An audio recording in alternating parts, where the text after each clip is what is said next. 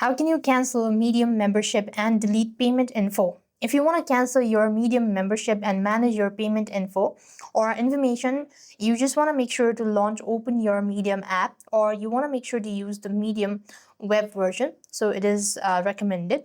Once you go to the medium.com, you want to log into your account, and at the very top, you will be able to see your profile initials. Tap open that up, and there you can see a small menu bar. From the list, you just want to make sure to go ahead and select settings, or you could just go ahead and select your profile picture once again.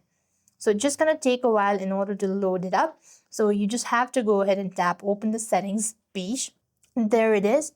As you go to the settings section, then you have your membership and payment in the top of the tab at the top.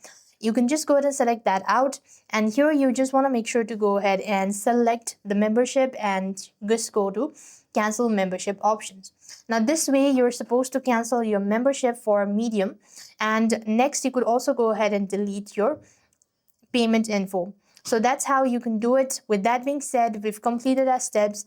Thank you for watching. See you in the next video.